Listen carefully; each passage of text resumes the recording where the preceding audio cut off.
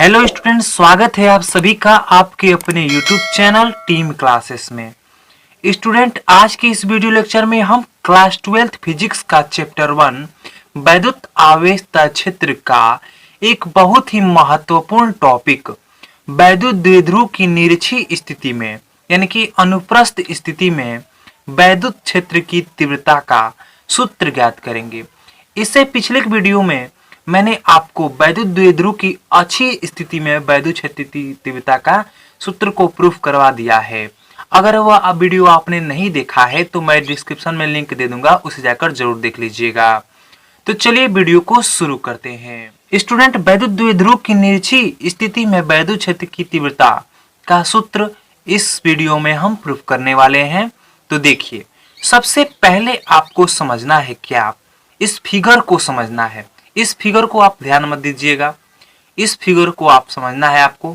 तो सबसे पहले देखिए, यहां पर माना -q व +q आवेशों से मिलकर बने द्विध्रुव AB की लंबाई 2a व वैद्युत द्विध्रुव आघूर्ण P वेक्टर है। देखिए, यहां पर -q आवेश यहां पर लिए हैं, ये बिंदु A है और इस बिंदु A पर ये -q आवेश लिया गया है और यहां से इस बिंदु A से 2a दूरी पर, यहां से यहां की दूरी क्या है, 2a है। यहां पर बिंदु B है, इस बिंदु B पर +q आवेश है। ठीक है ना। तो -q और ये +q, इनके बीच की दूरी कितनी है, 2a है। ठीक है, यहां पर बिंदु A है और ये बिंदु B है। ठीक है ना। यह क्या कर रहे हैं कि ये वैद्युत द्विध्रुव बना रहे हैं। तो वैद्युत द्विध्रुव बना रहे हैं तो वैद्युत द्विध्रुव आघूर्ण P वेक्टर होता है और P वेक्टर की दिशा किधर होती है, तो -q से +q की ओर होती है। ठीक है ना। इतना आपको ध्यान देना है कि माना -q और +q आवेशों से मिलकर बने द्विध्रुव AB की लंबाई जो है 2a है और वैद्युत द्विध्रुव आघूर्ण P वेक्टर है, जिसकी दिशा किधर से है, -q से +q की ओर है, यानी कि बिंदु A से बिंदु B की ओर है। ठीक। अब हमारा इसमें लक्ष्य क्या है, एम क्या है। हमारा लक्ष्य है कि द्विध्रुव के मध्य बिंदु O से, यहां पर द्विध्रुव है, -q +q द्विध्रुव बनाते हैं 2a दूरी करके, तो इसका मध्य बिंदु ये O है और इस मध्य बिंदु O से r दूरी पर निरक्षीय स्थिति में, निरक्षीय स्थिति मतलब क्या होता है कि इन दोनों के लंबवत, -q और +q के बीच लंबवत होना चाहिए, उसी कहते हैं निरक्षीय स्थिति में। ठीक है ना। तो कह रहे द्विध्रुव के मध्य बिंदु O से निरक्षीय स्थिति में, यानी बिंदु O से निरक्षीय स्थिति में ऊपर की ओर r दूरी पर, यानी कि देखिए यहां से यहां की दूरी क्या है, r है, तो r दूरी पर स्थित बिंदु P है। यहां पर देखिए बिंदु P स्थित है, इस पर वैद्युत क्षेत्र की तीव्रता हमें ज्ञात करनी है, यही हमारा क्या है, लक्ष्य है। तो देखिए यहां पर A और B, यहां देखिए AB की दूरी जो है 2a है, A से B की दूरी कितनी है, तो दिख रहा है कि A से B की दूरी यहां पर देखिए 2a है। तो जब AB की दूरी 2a है तो O से A की दूरी कितनी है और O से B की दूरी कितनी है। जब पूरी दूरी 2a है तो O से A की दूरी A हो जाएगी, O से B की दूरी A हो जाएगी, यानी OA बराबर OB बराबर A। ठीक है। अब यहां देखिए O से P की दूरी कितनी है, यहां से और यहां तक की दूरी कितनी है, तो देख रहे हैं ये R दूरी है यहां से यहां तक, यानी कि OP इक्वल टू R। ये आप निकाल लिए, इतना समझ आ गया। अब देखिए, अब हम क्या कर रहे हैं कि यहां -q जो है बिंदु A है, -q, यहां से एक रेखा की देखिए डैश डैश लगाकर यहां पर लिया है यहां पर बिंदु P तक। ठीक है ना। यहां से यहां की दूरी हम पता करना चाहते हैं, बिंदु A से बिंदु P की दूरी कितनी है पता करना चाहते हैं, और फिर क्या करेंगे कि बिंदु B से बिंदु P की दूरी पता करेंगे। ये दोनों पता करना है, इन दूरी को पहले पता कर लेते हैं। तो कैसे ज्ञात करेंगे, आप लोग को पता होगा पाइथागोरस प्रमेय। पाइथागोरस प्रमेय क्या होता है, कोण का स्क्वायर इक्वल टू लंब का स्क्वायर प्लस आधार का स्क्वायर, या आधार को पहले कह सकते हैं, लंब को बाद में भी कह सकते हैं। ठीक है ना। तो देखिए पाइथागोरस प्रमेय की सहायता से हम A से P की दूरी पता करेंगे। ठीक है ना। और फिर B से P की दूरी पता करेंगे। ठीक है। तो देखिए यहाँ पर ए से पी की दूरी पता करनी है, और देखिए यहाँ पर थीटा है, ए से पी तक की दूरी, ये जो ये कोण है ये आधार है यहाँ पर ओ से एक दूरी, और ये क्या है, लंब है, ठीक है ना। तो पाइथागोरस प्रमेय यूज करते हैं। कोण का स्क्वायर यानी एपी का स्क्वायर, देखिए ए से पी की एपी का स्क्वायर इक्वल टू, यहां पर देखिए आधार का स्क्वायर ओए आधार है तो आधार का स्क्वायर प्लस लंब का स्क्वायर ओपी का स्क्वायर, यानी एपी स्क्वायर इक्वल टू ओए स्क्वायर प्लस ओपी स्क्वायर, ठीक है। ये जो है आपका आधार है ओए, और ये ओपी जो है लंब है, ठीक है ना। इसको आगे पीछे भी कर सकते हैं, वैसे इसमें हुआ है। अब एपी इज इक्वल टू, अगर इस पे स्क्वायर हटा दिया जाएगा तो ये रूट में आ जाएगा, तो रूट में ओए का स्क्वायर प्लस ओपी का स्क्वायर, ठीक है, यानी AP is equal to root over. अब बताइए यहां से क्या है, ओए है, तो ओ से ए की दूरी कितनी है, तो स्मॉल ए है, तो यहां पर ओए के जगह पर देखिए ओए है, ओए का स्क्वायर है तो ओए की जगह पर ए हो जाएगा, स्क्वायर है तो ए स्क्वायर हो जाएगा, प्लस ओपी की दूरी देखिए यहाँ पर ओ से पी की दूरी आर है, यानी कि ओपी की जगह पर आर लिख देंगे तो आर स्क्वायर हो जाएगा। इसी प्रकार हम क्या कर रहे हैं, अब बी से पी की दूरी पता कर लेते हैं, ठीक है ना। तो बी से पी की दूरी पता कैसे करेंगे, हम जानते हैं यहाँ पर कि क्या है, ये जो है आपका क्या है, कोण है, ये लंब है और ये आधार है। तो हम जानते हैं कोण का स्क्वायर इज इक्वल टू लंब का स्क्वायर प्लस आधार का स्क्वायर, या आधार का स्क्वायर प्लस लंब का स्क्वायर, ऐसा ही होता है। तो BP square is equal to OB का स्क्वायर, ये ओ से बी की स्क्वायर आधार का स्क्वायर प्लस ओ से पी की स्क्वायर, दोनों को ऐड कर लेंगे इसी प्रकार, ठीक है ना। अब ओबी की वैल्यू कितनी है, तो ओ से बी की वैल्यू ए है, तो यहां पर हम रख दिए ए, देखिए यहां पर ए लिख दिए तो ए स्क्वायर हो जाएगा, प्लस ओ से पी की दूरी आर है तो आर स्क्वायर हो जाएगा। इतना प्राप्त हो गया, इतना आपने अगर अच्छे से जान लिया तो अब देखिए, अब हम सूत्र पढ़ चुके हैं। कौन सा सूत्र, कि जब कोई बिंदु आवेश होता है और उस बिंदु आवेश से r दूरी पर स्थित कोई बिंदु होता है P, तो उसके लिए वैद्युत क्षेत्र की तीव्रता का सूत्र होता है E = 1/4πε0 Q/r²। बिंदु आवेश के कारण वैद्युत क्षेत्र की तीव्रता का सूत्र का हम जानते ही हैं, E = 1/4πε0 Q/r²। इसी सूत्र की मदद से हम वैद्युत द्विध्रुव की निरक्षीय स्थिति में वैद्युत क्षेत्र की तीव्रता का सूत्र यूज प्रूफ करेंगे, ठीक है ना। पहले प्लस Q आवेश के कारण इस बिंदु P पर वैद्युत क्षेत्र की तीव्रता ज्ञात करेंगे, उसके बाद हम माइनस Q आवेश के कारण बिंदु P पर वैद्युत क्षेत्र की तीव्रता ज्ञात करेंगे।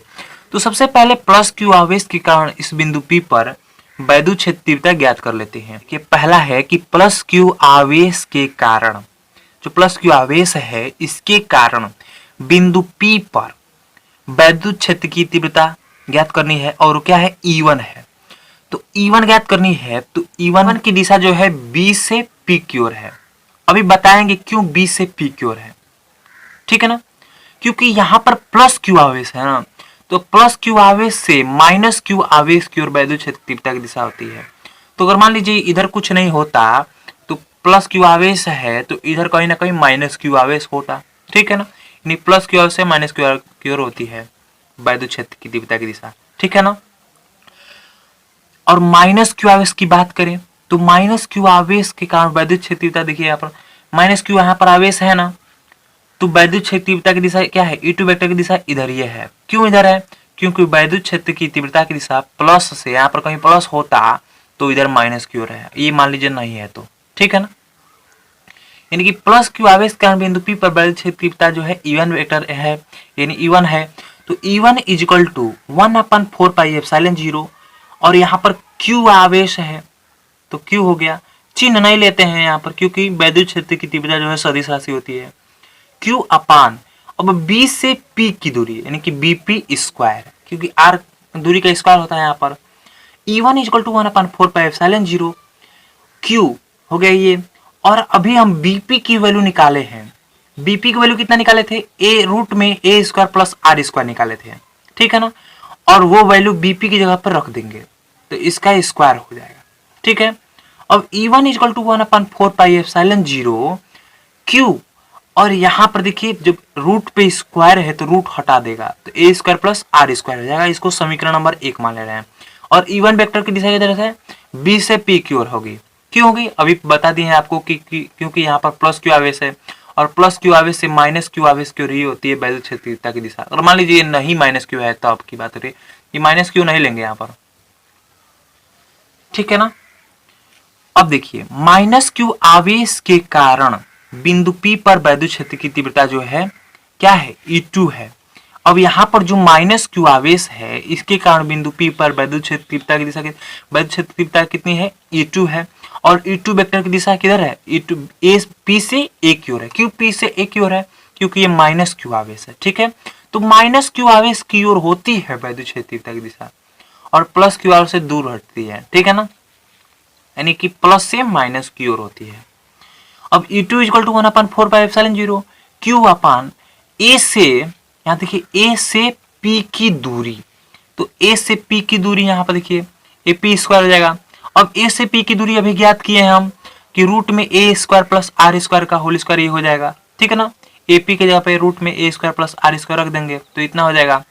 अब e square equal to 1/4πε0 Q upon square है तो रूट हटा देगा, a square plus r square हो जाएगा। समीकरण नंबर 2।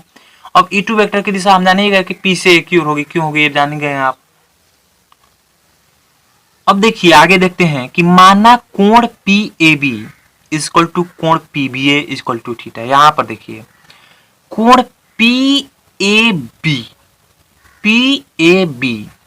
थीटा, यहां पर देखिए थीटा हो गया कोण PAB, ठीक है ना।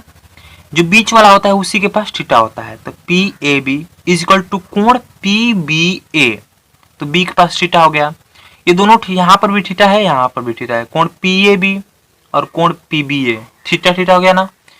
अतः E1 वेक्टर व E2 वेक्टर के बीच का कोण कितना है, 2 थीटा। अब यहाँ पर समझिए अगर यहाँ पर थीटा है और यहाँ पर भी थीटा हो गया, तो ये जब थीटा है और ये देखिए E1 वेक्टर इधर जा रहा है, E2 वेक्टर इधर जा रहा है, तो इन दोनों का योग जो होता है, इन दोनों का योग यहां पर आ जाता है, यानी कि थीटा और थीटा प्लस 2 थीटा, ठीक है ना। 2 थीटा यहां पर, तो इसकी वजह से थीटा यहां पर आ गया ये थीटा, और इसकी वजह से थीटा यहां पर आ गया। क्यों आया, क्योंकि यहां पर एकांतर कोण बन रहा है। अब ये एकांतर कोण क्या होता है आप मैथ में पढ़ चुके होंगे। मान लीजिए एक ये सीधी लाइन है और ये भी सीधी लाइन है, ये दोनों समांतर है, पैरेलल लाइन है, समांतर लाइन है, ठीक है ना। और इस लाइन को, ये दोनों लाइन है, इसको यहां से हम क्या करें, काट देंगे। तो जब काट देते हैं तो यहां पर जो कोण बनता है वही यहां पर रहता है, जो यहां पर कोण है वही यहां पर होता है, जो यहां पर है वही यहां पर होता है, ठीक है ना। वैसे इसको भी काट देंगे तो जो यहां पर है वो यहां पर होता है और जो यहां पर है वही यहां पर होता है, जो यहां पर है वही यहां पर हो जाता है, ठीक है ना, थीटा थीटा।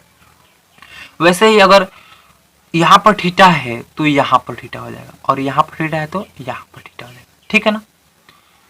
अब जब दो यहाँ पर E1 वेक्टर और E2 वेक्टर के बीच का कोण कितना है, 2 थीटा है। 2 थीटा देखिए थीटा और थीटा को जोड़ेंगे तो क्या हो जाएगा, 2 थीटा हो जाएगा ना। अब हम एक सूत्र जानते हैं कि अगर E1 वेक्टर और E2 वेक्टर के बीच का कोण क्या हो, थीटा हो। थीटा मतलब 2 थीटा या 3 थीटा कितना भी हो और थीटा हो, तो सूत्र होता है E इक्वल टू, परिणामी सूत्र होता है E इक्वल टू रूट में E1 का square plus E2 square plus 2 E1 E2 cos theta. ये आपका सूत्र है, ठीक ना, हेल्प करेगा इसमें। E1 वेक्टर और E2 वेक्टर के परिणामी का परिमाण E है। देखिए यहाँ पर क्यों आखिर इस सूत्र को यूज कर रहे हैं, क्योंकि E1 वेक्टर इधर है जा रहा है और E2 वेक्टर इधर जा रहा है, दोनों अलग अलग दिशा में जा रहे हैं, तो इन दोनों का परिणामी निकाल रहे हैं।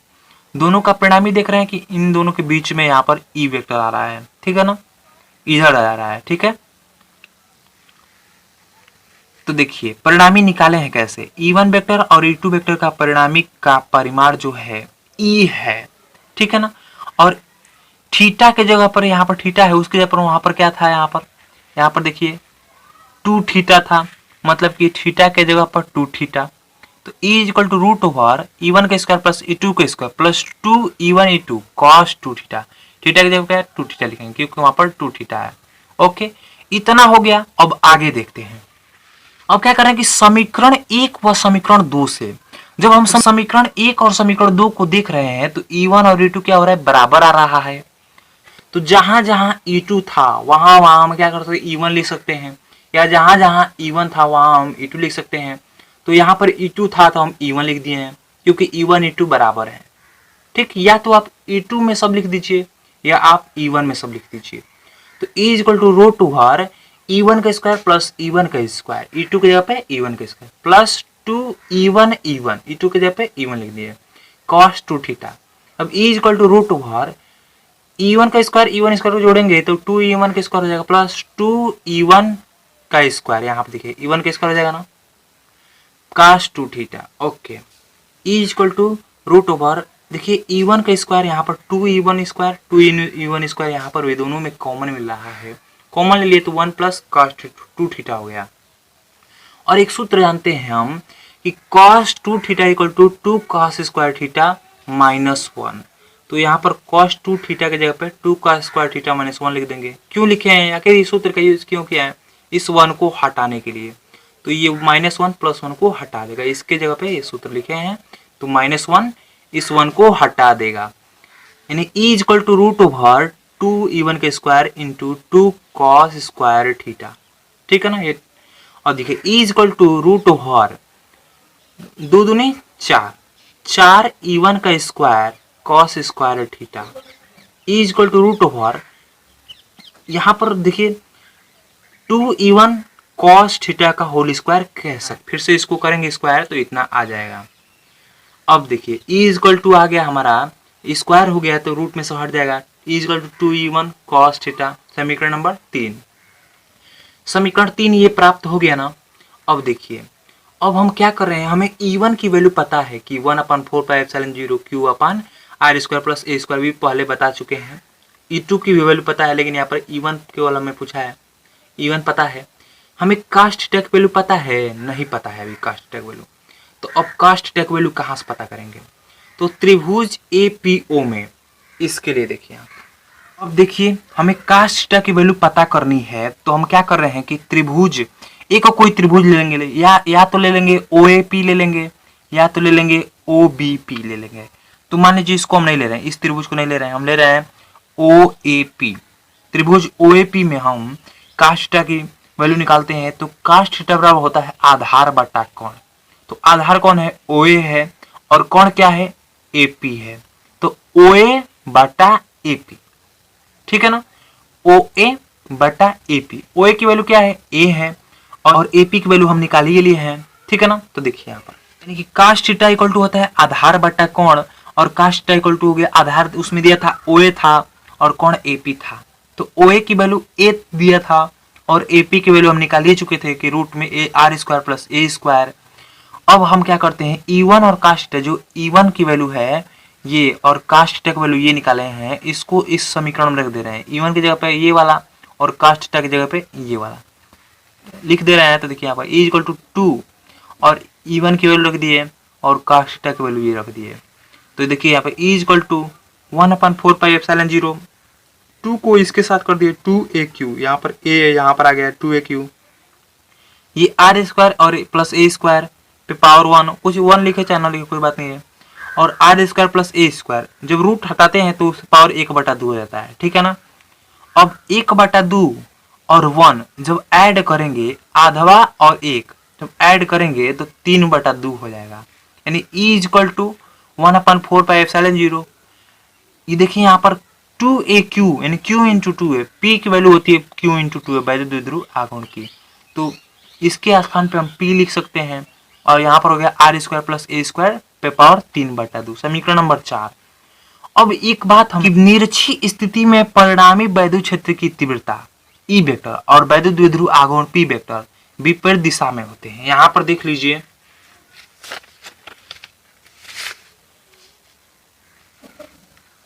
पढ़ रहे हैं हम, निरक्षी स्थिति पढ़ रहे हैं, तो देखिए E वेक्टर की दिशा इधर हो रही है और P वेक्टर की दिशा इधर हो रही है, यानी कि इन दोनों की दिशा क्या है, अलग अलग है, ठीक है ना। इसकी दिशा इधर है और इसकी दिशा इधर है, यानी निरक्षी स्थिति में E वेक्टर और P वेक्टर, E वेक्टर और P वेक्टर की दिशा क्या होती है, अलग अलग होती है। लेकिन अच्छी स्थिति में क्या होता था कि E वेक्टर और P वेक्टर सेम दिशा में, समान दिशा में होते थे, ठीक है ना। अब चलिए आगे देखते हैं। अब देखिए यहाँ पर, अब देखिए समीकरण नंबर जो 4 है, E equal to 1/4πε0 P upon r square plus a square पे पावर 3/2। समीकरण नंबर ये 4 है। इसमें जो ए जो है बहुत अगर छोटा है, यदि ए जो है बहुत छोटा है और आर बहुत बड़ा है, यानी जो आर और ए क्या है, ये सब दूरी है, तो ए जो दूरी है अल्प दूरी है, बहुत छोटी दूरी है, और आर बहुत दूरी बड़ी है, तो ए स्क्वायर को क्या कर सकते हैं, छोड़ सकते हैं, नगण्य मान सकते हैं आर स्क्वायर की तुलना में। अगर मान लीजिए आपके पास 1,00,000 और 1 पैसा है, 1,00,000 और 1 पैसा रुपया है, तो 1,00,000 की तुलना में 1 पैसा क्या होगा, बहुत छोटा होगा। वैसे ही यहाँ पर ए जो है बहुत कम है, बहुत छोटा है, ठीक है ना, और आर बहुत बड़ा है, तो ए को नगण्य मान सकते हैं। तो E equal to 1/4πε0 P upon r बस बच जाएगा, तो आर स्क्वायर और पावर 3/2, 2 से 2 कटेगा, E equal to 1/4πε0 P upon r cube. ये हो गया आपका सूत्र। यही है आपके निरक्षीय स्थिति में वैद्युत क्षेत्र की तीव्रता का सूत्र, ठीक ना। अब एक बात यहाँ पर ये समझ में आपको शायद नहीं आ रही होगी कि आखिर ए को हम छोटा क्यों कहें, क्यों नहीं आर को छोटा कह दिए। तो देखिए माइनस क्यू और प्लस क्यू ये वैद्युत द्विध्रुव बनाते हैं कि नहीं बनाते हैं। यहाँ से टू वे दूरी क्या होती है, अल्प दूरी होती है। जब टू वे दूरी अल्प दूरी है और अल्प दूरी का आधा और ही अल्प हो जा रहा है, इसलिए इसको अल्प माने हैं, नगण्य मान लिए हैं। और देखिए आर बहुत ज्यादा है, ठीक है ना, इसलिए हुआ था। आई होप आपको ये वीडियो समझ में आया होगा। अगर वीडियो पसंद आया है तो वीडियो को लाइक करिएगा और चैनल टीम क्लासेस को सब्सक्राइब जरूर कर दीजिएगा। जय हिंद, वंदे मातरम।